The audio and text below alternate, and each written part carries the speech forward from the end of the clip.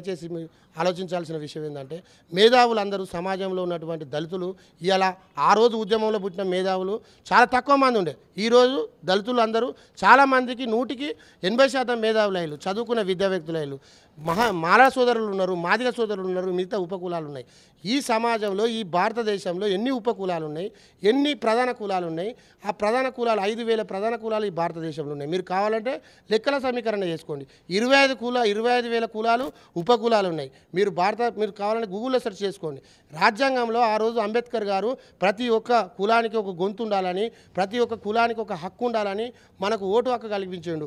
Vote హక్కు ద్వారా మన రాజ్యాలను మనం చేసుకోవాలని చెప్పి సపరేటు ఎస్సీల కాలనీలకు ఒక ఎమ్మెల్యే తయారు చేయాలని చెప్పేసి ఆ రోజు ఒక కమిషన్ వేయడం జరిగింది. ఆ రోజు కొంతమంది వ్యక్తులు అడ్డుపడ్డారు. రాజ్యాంగం రాసిన దాంట్లో కూడా కొంత సవరణలు చేసిండు. అంబేద్కర్ ఆశయాలకు కొంతమంది భంగం కలిగించిండు.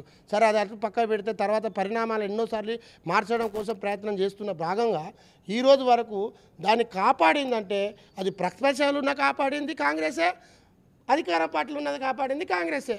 కానీ కాంగ్రెస్ పార్టీని ఓడగొట్టి 400 సీట్లు గెలవడం కోసం, 3వ సారి ప్రధానమంత్రి కావడం కోసం కుట్ర చేస్తున్న వ్యక్తి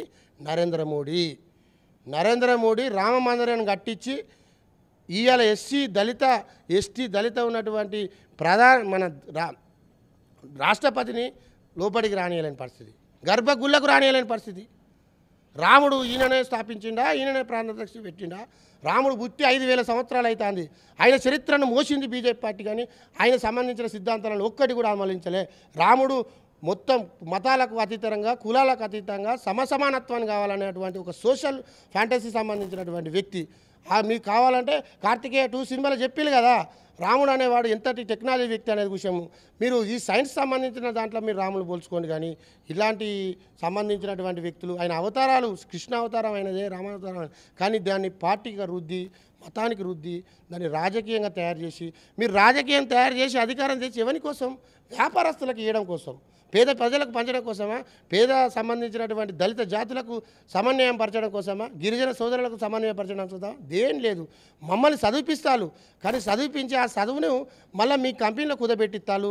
మీ కంపెనీలో మమ్మల్ని 25 చదువులో బంధించిలు. ఆ 25 సంవత్సరాల తర్వాత మాకు పెళ్లి చేసి పిల్లలు పుట్టి మళ్ళీ మేము మీ కంపెనీలో బానిస బతుకులు బతాను. వెనకడ మా తాతలు ముత్తాతలు మీ గడిలలో జీతం ఉంటే ఇవాళ మీ కంపెనీలలో మేము జీతం ఉంటాను. మాకు వాళ్ళకు తేడా లేదు. అప్పుడు పైసలు జీతం ఉండే, ఇప్పుడు 10,000 జీతం ఉన్నది. చదివిన చదువుకు సరైన తిండి తింటలేము, సరైన బతుకు బతలేము. మా బతుకులు ఏంటిది, మా ఆలోచనలు ఏంది, మా గురించి సమీకరించలేనటువంటి వ్యక్తి నరేంద్ర మోడీ. ఆయనకు కావాల్సింది రూపాయి విలువ పెరగడం, దేశ అభివృద్ధి చేయడం, వ్యాపారస్తులను ఇంకా వ్యాపారస్తులు చేయడం. కనీసం పెద్ద దేశాలన్నా ఈ దేశం గురించి ఆలోచించండి. మా పరిస్థితి ఏంటిది? మీరు రంగుల ప్రపంచాన్ని చూడకండి. ఆయన మంచి మృదువైనటువంటి స్వభావం, మంచి మాటలు విని ఇతని ప్రేమ గొప్పదని చెప్పి నరేంద్ర మోడీ మాయల పడకండి. అసలు పేదరికం భారతదేశంలో ఉన్నది, ప్రపంచంలో లేదు. అసలు వివక్షత భారతదేశంలో ఉన్నది. ఇది దయచేసి మీరు గుర్తించండి మిత్రులారా. కడియం సిఆర్ లాంటి వ్యక్తి గొప్ప నాయకుడు ఈ కాంగ్రెస్ పార్టీకి అవసరం కాబట్టి కాంగ్రెస్ పార్టీ అతని ఇంటికి పోయి తీసుకొచ్చింది. కడియం సిఆర్కి ఏదో పదవులు లేదనో, లేకపోతే ఆయన అనుభవించాలనో, లేకపోతే కాదు. అతడు నిజాయితీ పరుడు. 40 సంవత్సరాల కాంచెలు ఒక్క రూపాయి తీసుకొని 1 ఎంపీ కూడా లంచం చేయనటువంటి వ్యక్తి. ఆయన మాట్లాడిన ప్రతిదీ కూడా పాలసీ మీదనే మాట్లాడింది, కానీ వ్యక్తిగతంగా అతని జాతికి డెవలప్మెంట్ చేసుకోవాలని చేయాలి. బైండ్ల జాతి 0.001 కూడా ఉన్నది.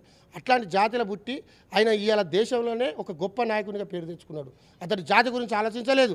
అతని జాతి స్వార్థం అనుకుంటే వాళ్ళ కుటుంబాల కోసం ఆలోచించు. ఇవాళ అక్క కూడా కూలికి పనిపోతుంది, బిడ్డలు కూడా మామూలు ప్రైవేట్ కంపెనీలో పనిచేస్తారు, అల్లుళ్ళు ప్రైవేట్ కంపెనీలో పనిచేస్తారండి. అలాంటి పేదరికంలో ఉన్నటువంటి కడియం సిఆర్ని మీరు అతని సొంత ఇల్లు తప్ప ఇంకేం లేదు, అది కూడా ఎవరో దారదక్షంతో ప్రేమతోటి పుట్టించినటువంటి ఇల్లు ఆయన సొంతంగా కట్టుకోవాలి లేదు. టీచర్స్ కాలనీ మొన్నడు ఉప ముఖ్యమంత్రి దాకా అలానే ఉన్నాడు. చిన్న బెడ్రూమ్లో ఉన్నాడు, 200 గదాల జాగాలో ఉన్నాడు. అది మీకు తెలుసా? వాళ్ళ పిల్లలు కూడా ఇప్పుడు ప్రైవేటు హాస్పిటల్లో పనిచేస్తారు.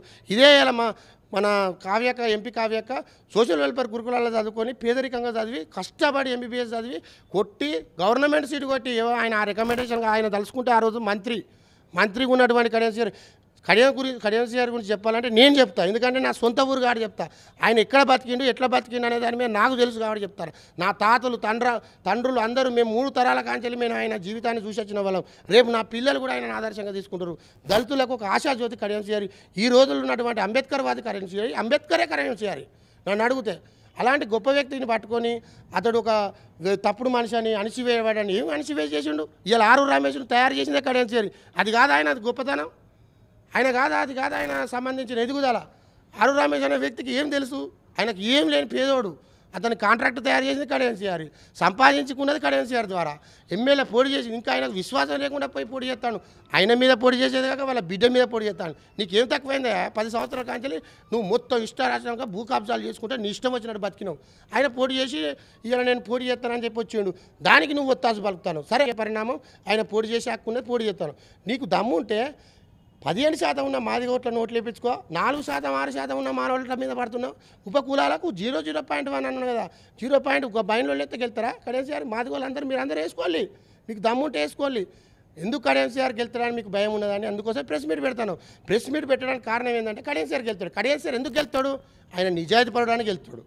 ఆయన సమాజంలో ఉన్నటువంటి బహుజనులు బీసీలు ఆయన అర్థం చేసుకున్నానికి వెళ్తాడు. అగ్ర కులాలను ఆయన గౌరవిస్తానికి వెళ్తాడు. ఒక పేదవాడు వస్తే లేచిందంటే ఆయన ఫస్ట్ కడెన్సీఆర్ చూసే లేచిండు.